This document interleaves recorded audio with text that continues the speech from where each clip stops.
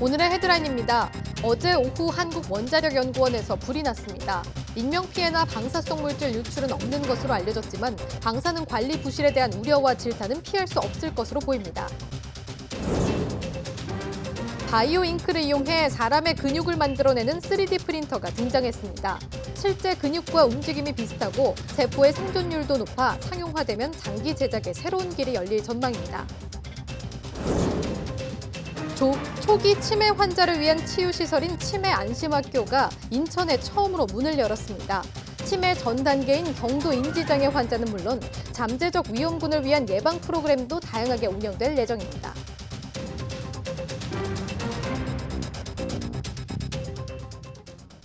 시청자 여러분 안녕하십니까? 11월 20일 화요일 사이언스 투데이입니다.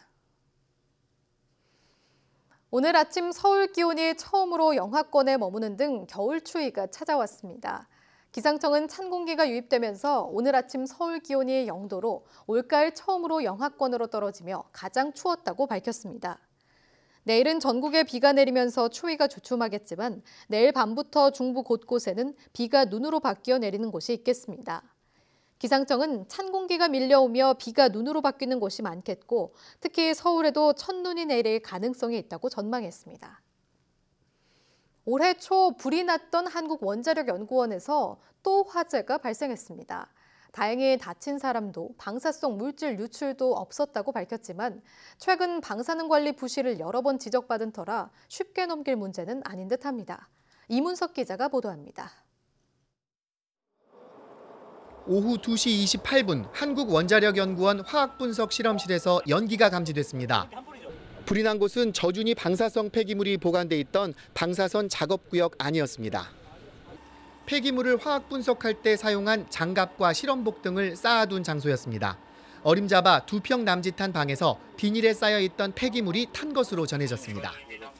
다행히 인명피해는 없었습니다. 또 연구원과 소방본부는 화재 뒤 방사능 수치 변화도 없었다고 밝혔습니다. 화재 원인은 아직 확실하지 않습니다. 오전에 옆 실험실에서 장비 교체 작업을 했지만 원인으로 연결짓기 어렵다고 설명했습니다. 이 상황이 끝나면 저희들이 들어가서 확인해 봐야 될 것 같습니다. 단순하게 오전에 다른 전기 작업이 있다고 해갖고 전기가 원인이다라고 말씀드릴 수는 없을 것 같습니다. 화재 지점은 연구용 원자로 하나로와 100여 미터 정도로 가까웠습니다. 앞서 원자력연구원은 폐기물 처리 시설 화재 은폐와 핵폐기물 불법 매각 사실이 불거져 방사능 안전관리에 심각한 문제가 지적됐습니다.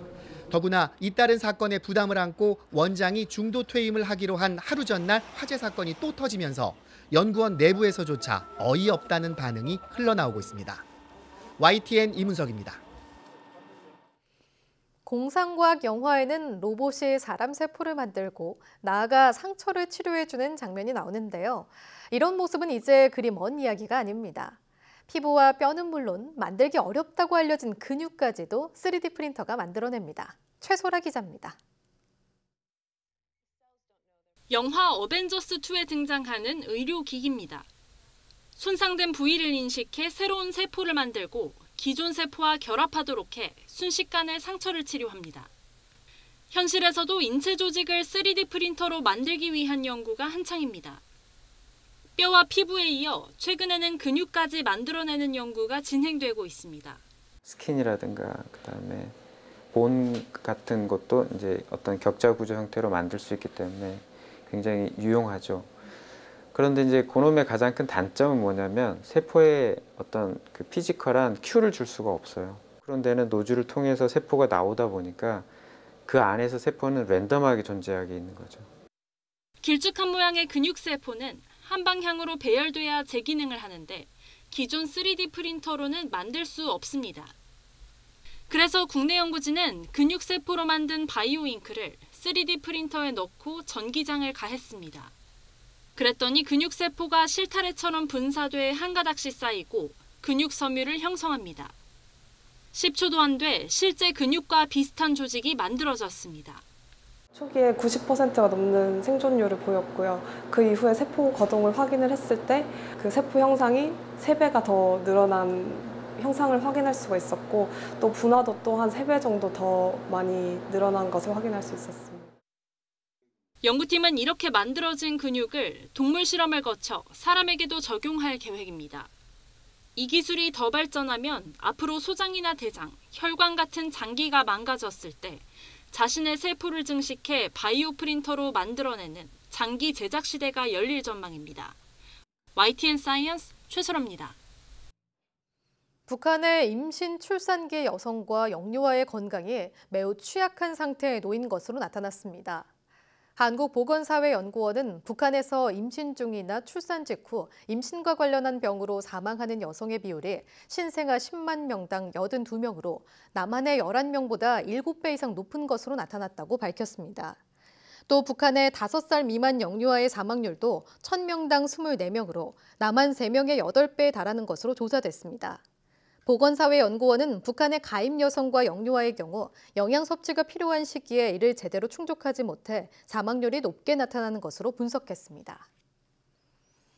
치매 환자가 전국적으로 70만 명을 훌쩍 넘긴 가운데 잠재적 치매 환자와 경증 치매 환자를 위한 치유시설인 치매 안심학교가 전국에서 처음으로 인천시에 문을 열었습니다. 이기정 기자의 보도입니다. 자신이 맡은 음계가 나오면 봉을 흔들어 박자를 맞춰야 하지만 종처럼 리듬을 타기가 쉽지 않습니다. 물건의 명칭을 듣고 기억해내야 하는 프로그램 역시 어렵다는 표정입니다. 전국 최초로 문을 연 치매 안심 학교입니다. 치매로 전환되기 직전인 경도 인지장애 어르신, 그리고 초경증 치매자를 위한 시설입니다. 여가를 즐기면서 치매 발병을 최대한 지연시키는 데 역점을 두었습니다. 지난해 집계된 우리나라 치매 환자는 72만 4천여 명. 고령화가 될수록 치매 유병률은 점차 높아지고 있습니다. 치매는 65세 이후에 많이 발생하게 됩니다. 65세 때만 하더라도 노인 중에서 10명 중에서 1명이 이제 치매가 되고, 치매를 예방하기 위해서는 독서 등 두뇌 활동과 걷기를 포함한 꾸준한 운동, 취미 활동, 그리고 혈관성 치매를 막기 위한 성인병 관리가 중요합니다. 인천시는 치매 안심학교를 통해 인지 기능이 낮아진 사람은 물론 일반 시민도 치매에 관심을 갖도록 정보를 제공하고 치매 상담과 조기 검진도 병행하기로 했습니다. 이제 치매는 국가가 책임져야 한다, 이렇게 말씀하셨습니다. 앞으로는 이런 시설들이 동네마다 다 들어서야 됩니다. 인천시는 치매 안심학교 주변에 뇌건강마을도 조성하기로 했습니다. 안심학교 주변 4개 동에서 은행과 미용실, 식당 등 80여 개 업소가 참여해 치매 환자를 발견하는 즉시 신고를 하는 등 치매로부터 안전한 마을 환경을 만들어 나간다는 방침입니다. YTN 이기정입니다.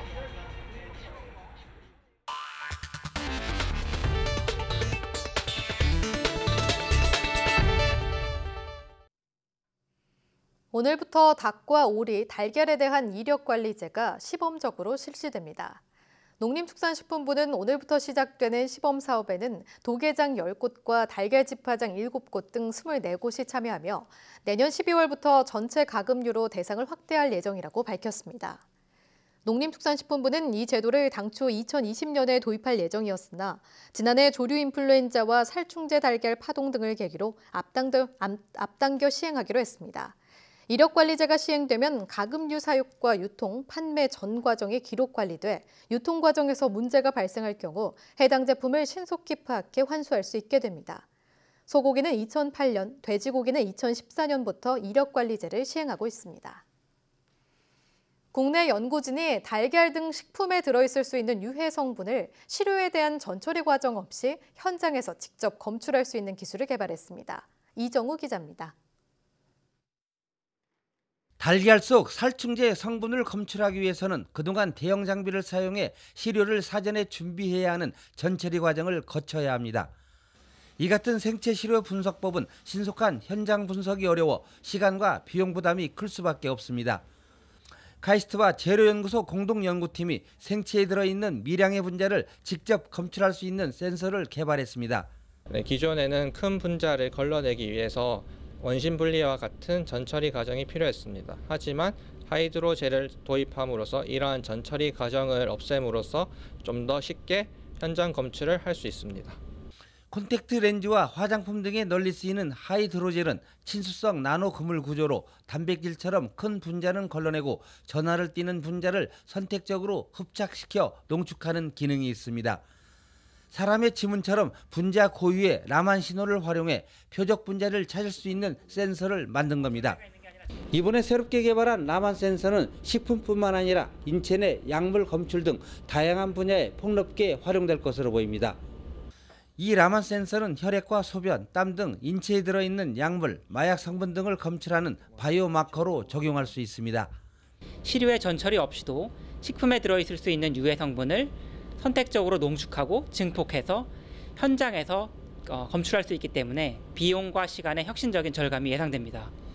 분자 고유의 라만 신호를 활용한 이번 연구 성과는 나노 분야 국제학술지 스몰 내부 표지 논문으로 실렸습니다. YTN 이정호입니다. 돼지 사육 농가에서 농장 온도 조절에 실패하면서 돼지가 폐사하는 일이 자주 발생하는데요.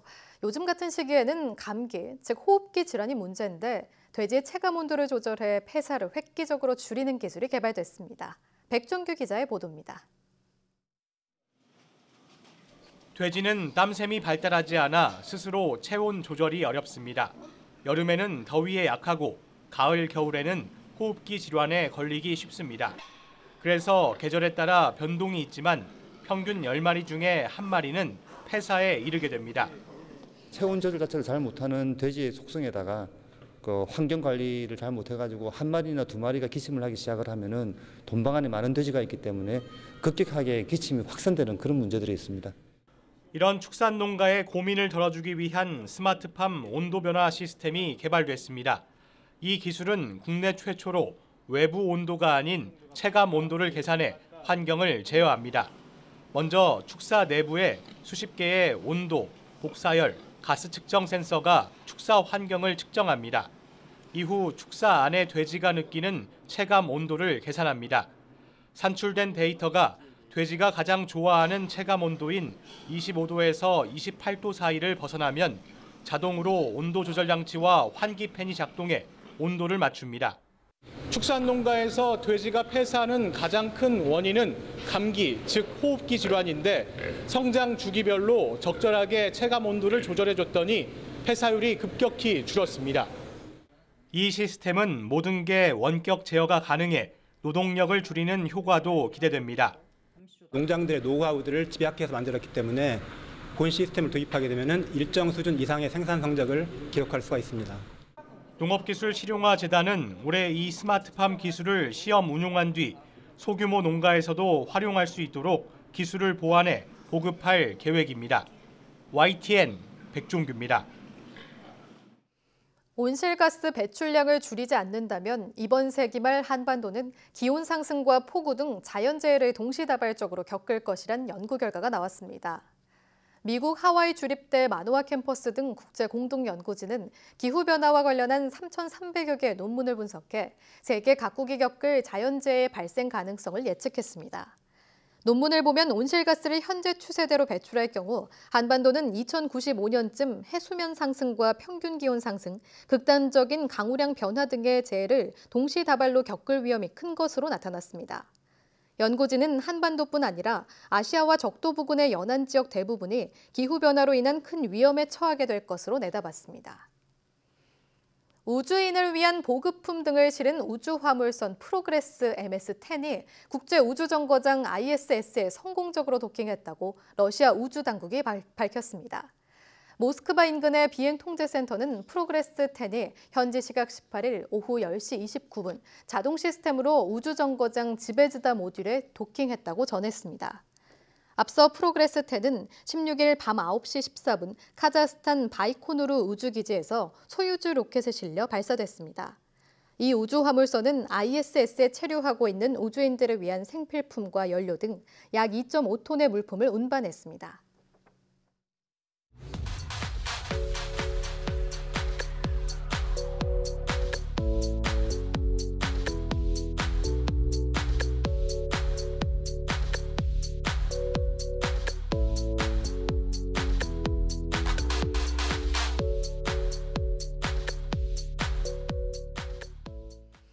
갱년기는 폐경이 진행되면서 나타나는 자연스러운 현상인데요.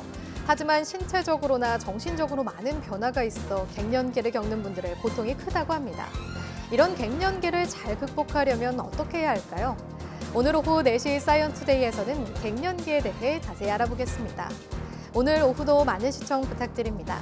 고맙습니다.